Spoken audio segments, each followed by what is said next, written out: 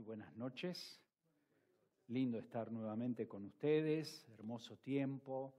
Gracias por esta oportunidad, como decía Mario. Bueno, no pensábamos, pero estamos acá, ¿no?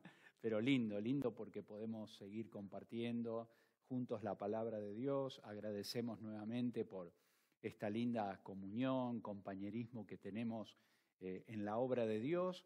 Y como compartía Mario, que están orando por nosotros y agradecemos profundamente sus oraciones. Justo compartía con Edgardo, me llegó una notificación, parte de nuestro equipo de misioneros, más los alumnos que están estudiando en el centro de discipulado, tuvieron la semana pasada una campaña evangelística en una ciudad que queda en la zona de la selva del Perú, en Pucallpa. Y tenemos un minibús de 24 asientos y un espacio atrás para llevar cosas. Y bueno, hemos ido ya varias veces a Pucallpa, son 24 horas manejando directo desde Lima hasta Pucallpa, cruzando la cordillera de los Andes y después ya dirigiéndonos hacia el este. Y bueno, y me compartían que el tiempo allí ha sido espectacular. Presentaciones de la obra Renacidos para una Esperanza Viva, que esta es una obra de teatro que habla acerca de las drogas, inmoralidad, el SIDA, cuenta la historia real de una pareja que se convirtió al Señor ya hace muchos años atrás. Bueno, y es una obra que llevamos a muchísimos colegios. La bendición que tenemos en Perú es que los colegios están abiertos para llegar, presentar la obra, predicar el Evangelio, no hay ningún impedimento. En la mayoría de los colegios estamos abiertos para compartir el mensaje de salvación y me dicen que más de 5.600 alumnos en una semana escucharon el mensaje del Evangelio, porque estuvieron presentaciones mañana, tarde, noche, no solamente en colegios, en plazas, en lugares públicos, en iglesias locales, en las noches. Entonces, bueno, eso da un poco la idea, ¿no?, de las puertas abiertas que tenemos para compartir el Evangelio. Y eso es una bendición, pero también es un desafío, ¿no?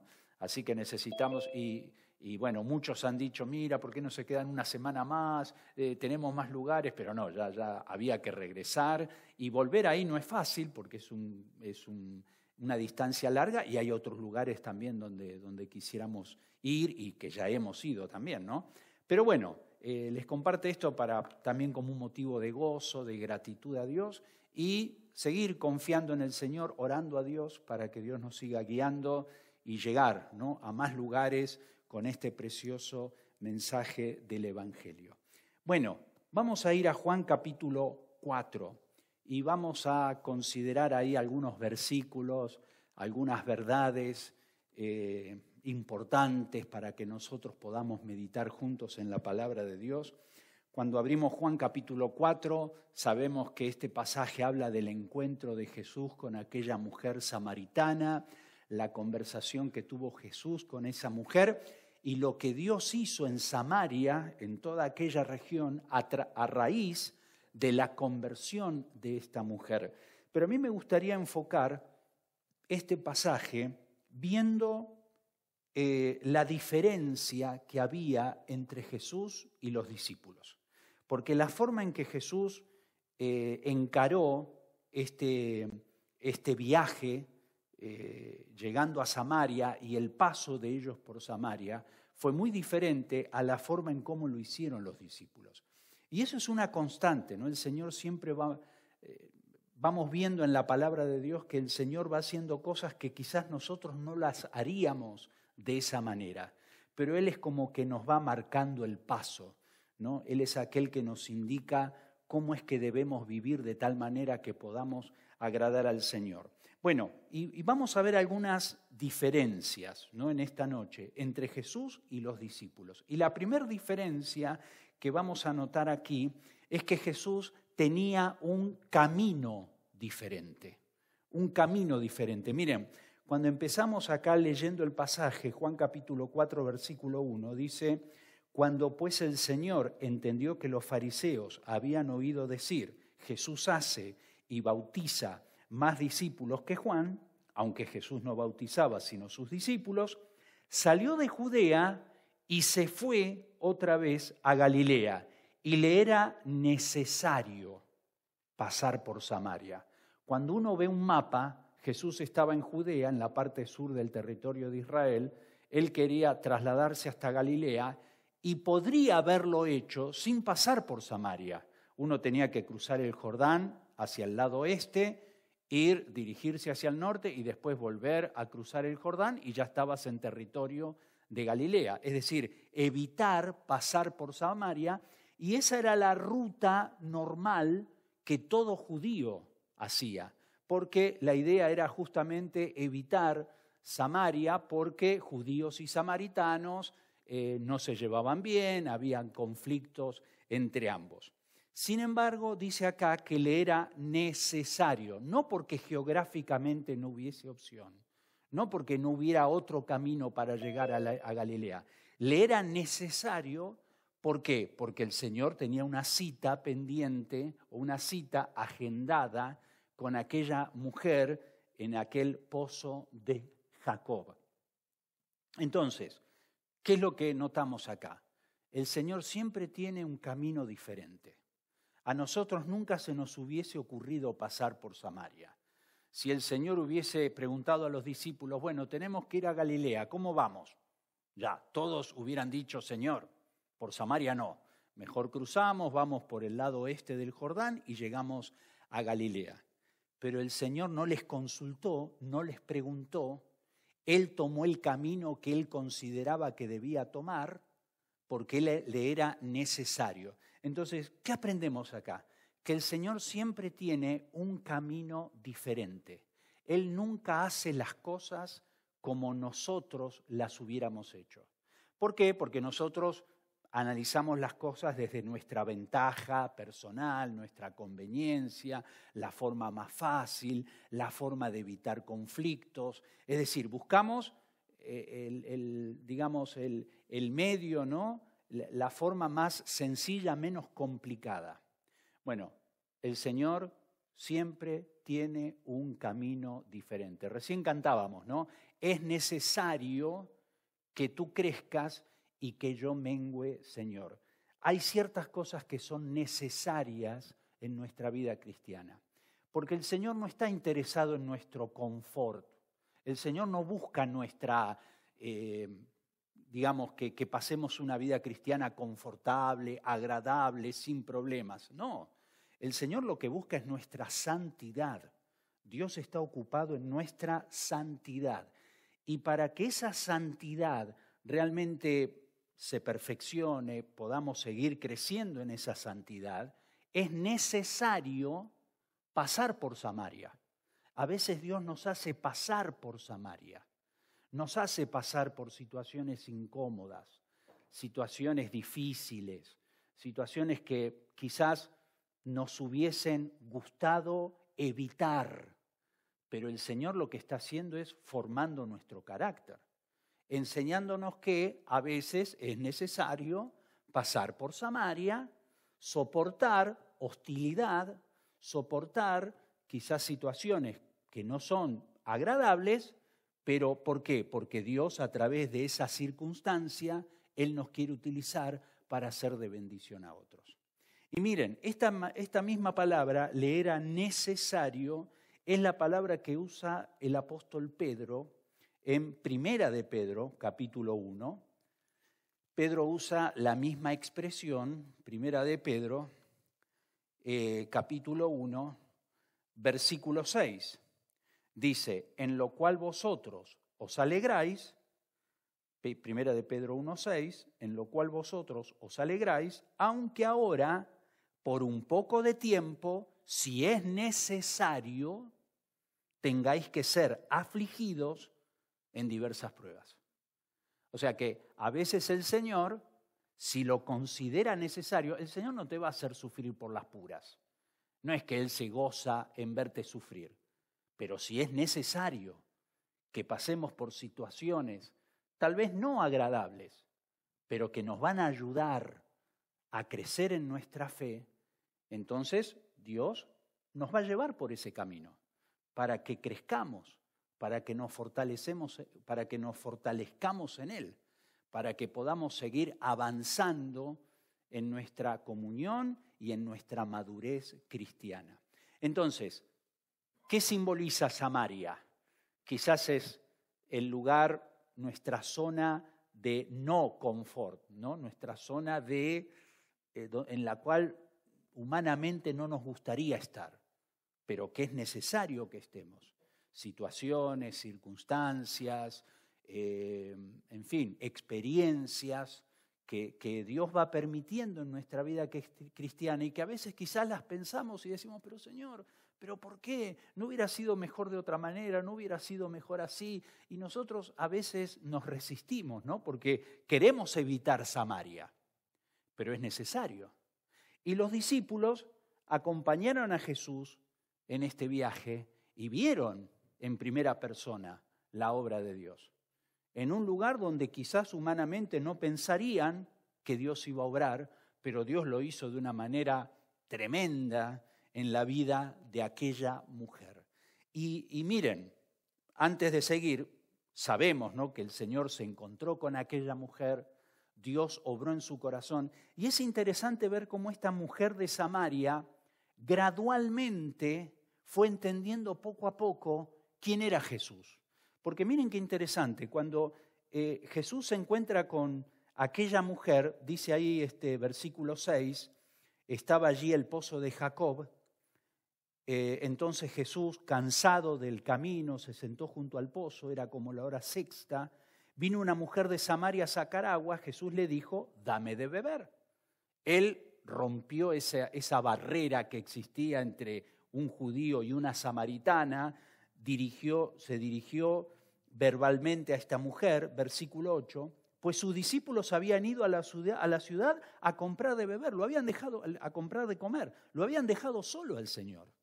Entonces el Señor estaba solo ahí en el pozo, junto al pozo de Jacob. Y la mujer samaritana, versículo 9, le dijo, ¿cómo tú siendo judío?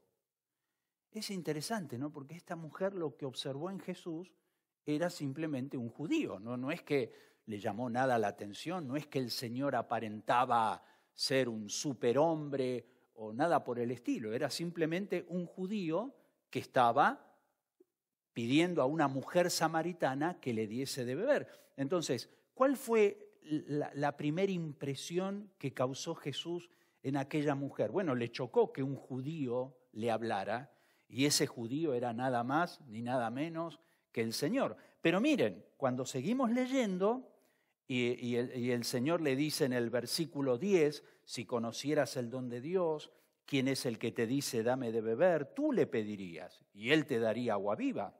La mujer le dijo, Señor, no tienes con qué sacarla y el pozo es hondo. ¿De dónde pues tienes el agua viva? ¿Acaso eres tú mayor que nuestro padre Jacob? O sea, ya no se trataba de un judío cualquiera.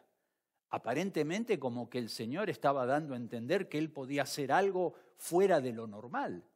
Entonces esta mujer dijo, ¿acaso eres tú mayor que nuestro padre Jacob? Es interesante, ¿no? Porque cuando vamos conociendo al Señor, no es que conocemos de Él todo de golpe, sino que vamos gradualmente entendiendo quién es Jesús.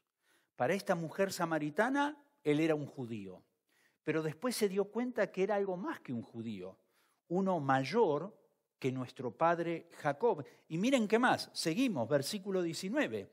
Le dijo la mujer, Señor, me parece que tú eres profeta. O sea, ya no era un judío, uno mayor que Jacob, un profeta, porque el Señor ya le estaba hablando acerca de su vida personal.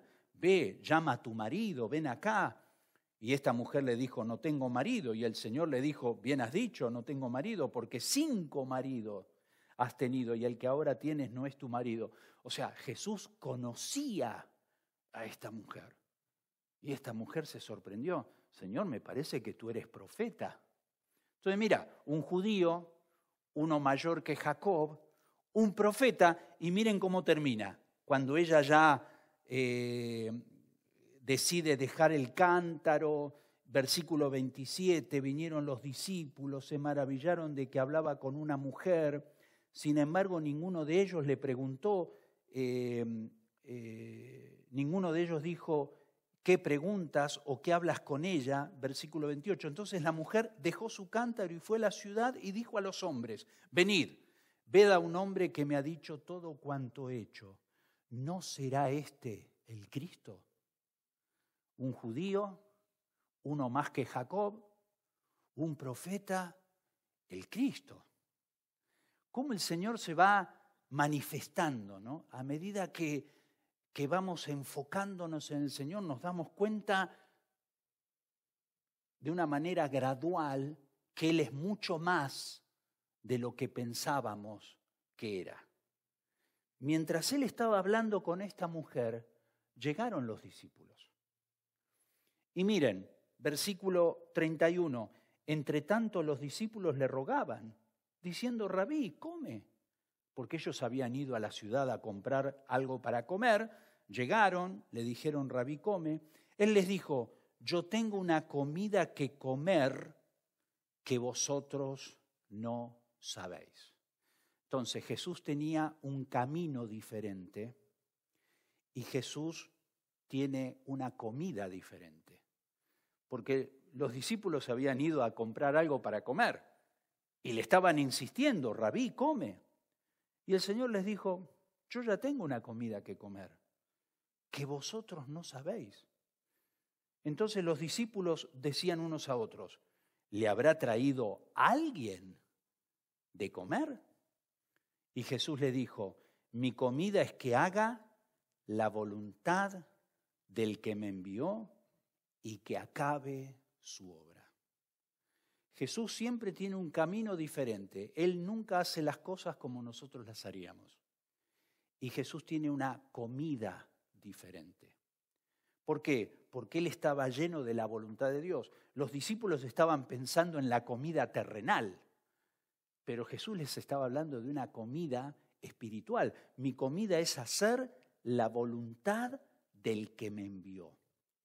Claro, era algo que hasta ese momento los discípulos todavía no percibían, porque ellos lo único que habían visto era Jesús hablando con una mujer samaritana, lo cual les causó rareza, pero no podían percibir que detrás de eso Dios estaba haciendo una obra en la vida de esa mujer y a raíz y a partir de esa mujer en la vida de toda aquella comunidad.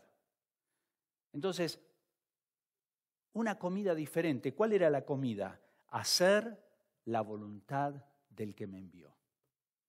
Y hermanos, esto es una lección para nosotros. ¿Qué significa esto? ¿Cuál es nuestra verdadera comida? ¿Qué es lo que nutre nuestra vida?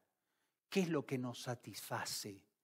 ¿Qué es lo que nos sostiene, lo que nos impulsa, lo que realmente da propósito a nuestra existencia? ¿Es simplemente satisfacer apetitos personales o es hacer la voluntad de Dios? Bueno, el Señor estaba lleno, estaba ahí disfrutando de una buena porción de la palabra de Dios porque Él estaba consciente que Dios les había llevado a ese lugar para ser de bendición a aquella mujer.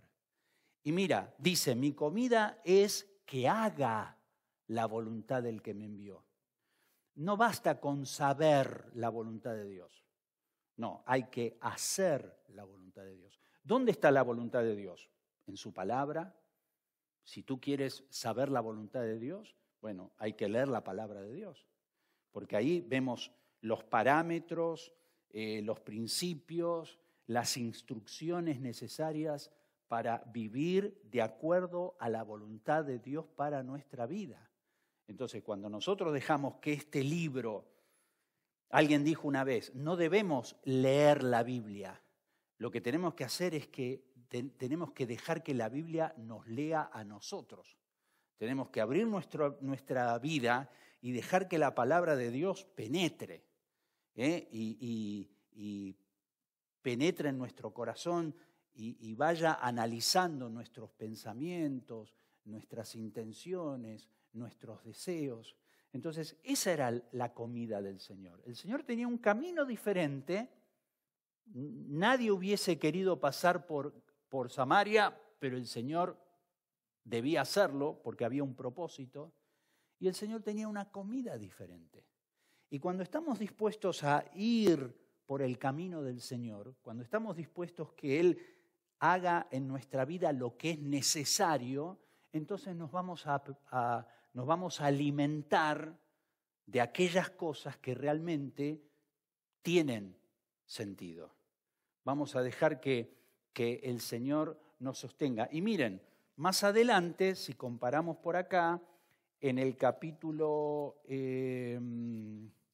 6, me parece que es, o en el capítulo, sí, creo que es en el capítulo 6, en el versículo 40, cuando dice, mi comida es que haga la voluntad del que me envió y que acabe su obra, miren cuál era la voluntad de Dios. 6:40, y esta es la voluntad del que me ha enviado, que todo aquel que ve al Hijo y cree en Él, tenga vida eterna. Esta es la voluntad de Dios, que seamos salvos, que crezcamos en la fe, que maduremos en la fe, que vivamos cada día en comunión con el Señor, que crezcamos en nuestra relación con Cristo, ¿no? Esta es la voluntad del que me ha enviado, que todo aquel que vea al Hijo y cree en Él tenga vida eterna, y yo le resucitaré en el día postrero. Entonces, Jesús tenía un camino diferente, le era necesario pasar por Samaria, una comida diferente, mi comida es hacer la voluntad del que me envió y que acabe su obra. En tercer lugar, Jesús tenía una cosecha diferente. Porque miren, versículo 35, seguimos leyendo el pasaje. ¿No decís vosotros, aún faltan 4 meses para que llegue la siega? Probablemente esto era lo que estaban conversando los discípulos entre sí, viendo en los campos, faltaban 4 meses para que llegue el tiempo de la siega. Pero el Señor dice en el versículo 35, he aquí os digo, alzad vuestros ojos y mirad los campos, porque ya están blancos para la siega. O sea, el Señor hablaba de otro tipo de cosecha, no de la cosecha terrenal. Estaba hablando de una cosecha espiritual. Claro, para la cosecha terrenal todavía faltaban 4 meses, pero para la cosecha espiritual, Jesús les dijo, alzad vuestros ojos y mirad los campos, porque ya están blancos, ya están listos. No hay que esperar 4 meses. Ya es el tiempo de la siega. Versículo 36, y el que siega recibe salario. El tiempo de la siega, cuando pensamos en el tiempo de la siega, en el tiempo de la cosecha, es un tiempo de trabajo. Cuando llega el tiempo de la cosecha hay que trabajar, porque ya el fruto está maduro, ya el tiempo de la cosecha llegó, y lo único que tenemos que hacer es levantar la cosecha, porque si no se pudre. Entonces, el tiempo de la cosecha no es para flojos, no es para haraganes, es para aquellos que están listos a ponerle el hombro y levantar la cosecha, porque es el tiempo de cosecha. Y nosotros vivimos en el tiempo de cosecha, porque el Señor dice, alzad vuestros ojos, siempre los campos están blancos para la siega, siempre hay personas listas para escuchar el Evangelio. Lo que hace falta es obreros, ¿no? Como dice el Señor, rogad al Señor de la mies que envíe obreros a su mies. Bueno, Dios te ha puesto en el lugar donde estás para segar, para cosechar, para ser de testimonio para aquellas personas que necesiten de Cristo. Y dice acá, el que siega recibe salario, porque cuando segamos hay fruto, hay cosecha, y recoge fruto para vida eterna, para que el que siembra goce juntamente con el que siega. O sea, la cosecha es un tiempo de trabajo, es un tiempo de recompensa, de fruto, porque uno cosecha el fruto del trabajo de meses esperando el momento de cosechar, pero es un tiempo de gozo. Entonces, ¿qué es lo que estamos viendo acá? Jesús tenía en mente otro tipo de cosecha. Jesús tenía en mente una cosecha diferente. Y esto nos hace pensar, ¿no? Alzamos nuestros ojos, vemos los campos blancos para la siega. ¿Estás orando por personas que no conocen a Cristo? Pidiendo al Señor que obre en sus vidas, que te dé oportunidades para dar testimonio de tu fe, acercarte, predicarles el Evangelio. Porque ese es el tiempo de cosecha. Estamos en el tiempo de cosecha. Y lo que tenemos que hacer es poner manos a la obra y cosechar. Quizás no nos toque cosechar, quizás nos toque sembrar para que otro después coseche. Pero el Señor siempre tiene este enfoque. Por eso era necesario pasar por Samaria. Por eso era necesario pasar por un lugar donde humanamente ningún judío hubiera querido hacerlo. Pero el Señor no estaba pensando a título personal, sino que Él estaba pensando en las oportunidades de llevar el Evangelio, guiar a esta mujer a los pies de Cristo y lo que Dios después haría con ella. Porque miren ustedes la cosecha que el Señor levantó en este pasaje. Versículo 39, cuando la mujer dejó su cántaro, fue a la ciudad, le dijo a los hombres, no, venid, ved a un hombre que me ha dicho todo cuanto he hecho. ¿No será este el Cristo? Versículo 39, muchos de los samaritanos de aquella ciudad creyeron en él por la palabra de la mujer, que daba testimonio diciendo, me dijo todo lo que he hecho. O sea, no se trataba solamente de guiar a esta mujer a los pies del Salvador. A través de ella muchos iban a venir a él. Y de hecho ocurrió, versículo 40. Entonces vinieron los samaritanos a él y le rogasen que se quedase con ellos. Y se quedó allí 2 días. Interesante porque los judíos, que era el pueblo de Jesús, no querían saber nada con Jesús. Y los samaritanos, con quienes los judíos tenían conflicto, le pedían, le rogaban que se quedase con ellos más tiempo. Y se quedó 2 días. Y creyeron mucho más, versículo 41, por la palabra de él. Y decían a la mujer, ya no creemos solamente por tu dicho, porque nosotros mismos hemos oído. Y sabemos que verdaderamente este es el Salvador del mundo. Entonces miren, judío, después la mujer observó que ese judío era un poco mayor que Jacob, un hombre mayor que Jacob, un profeta, el Cristo, pero ahora resulta que los samaritanos entendieron que Jesús verdaderamente era el Salvador del mundo. ¿Qué tal cosecha? ¿No? ¿Qué tal cosecha?